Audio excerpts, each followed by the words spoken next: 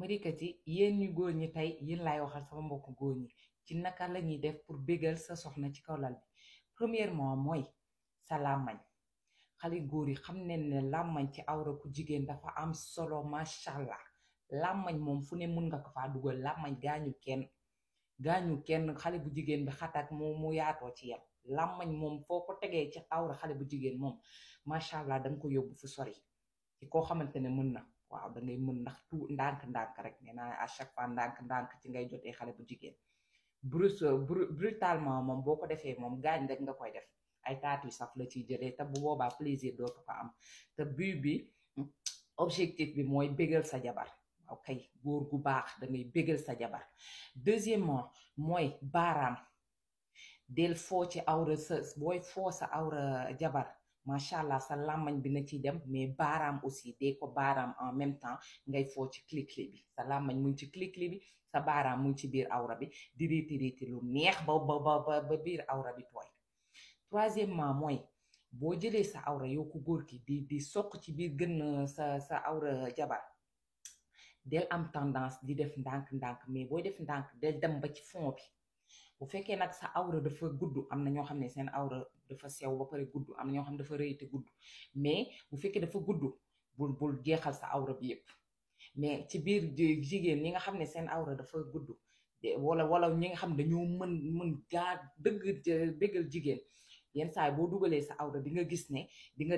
mel ni genre miir nga daj ci biir awra jigéen bi genre miir mais gis nga miir boobu gis nga boo dugalee ba ci fond bi noonu xale bu jigéen bi plaisir bi muy jot munoo koo sax xam defal xool booy séq ak sa soxna demal ba ci biir awra bi pas tout le temps nag te booy soq di tël danga koy gaañ déedéet bu ko def booy tëlli noonu di accélérer mouvement bi bàyyi ba soxna si ne la accélérer wala yow yenn saay ku góor ki mën nga jàpp neex di accélérer mais soxna si bu la nee accéléré rek dafa fekk fi nga ko yóbbu sori na accéléré ndax looloo koy neex mais foofu moom boo fa bëggee jàpp neex parce que dafa am ci biir noonu li muy def nga dugal ba ci biir mais boo dugalee ba ci biir noonu nga gis soxna si di kii di la wan ne macha allah boo xoolee kanam gi sax xam ne fa ngay def baax na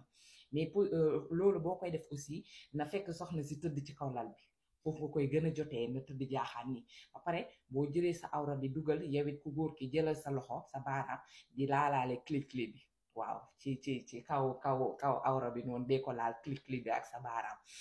laal tuuti lubrifiant muy glisser ndànk loolu da ngay yóbbu sa soxna fu kawe macha allah.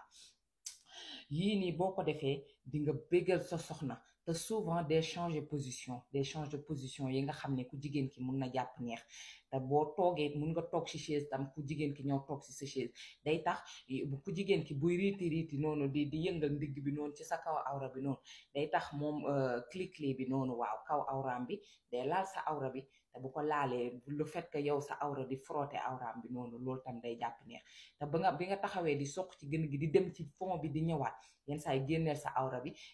bi nga jël ko di ko laal noonu ci kaw awra ku jigéen ki clicli bi noonu di dugalaat di génnee di laal di dugal waaw loolu tamit day foofu ku jigéen ki day jàpp neex. voilà lii boo ko defee moom sa soxna bu dee daanoo ko jox bànneex lii boo ko essayé tey jii di nga ko jox bànneex bu soobee yàlla amul werante man lu ma la wax rek téere la defal te xam ne boo defee doo rëccu ndam rek ngay am doo jël ndaare maa la wax lii ba leneen ñëw salaam.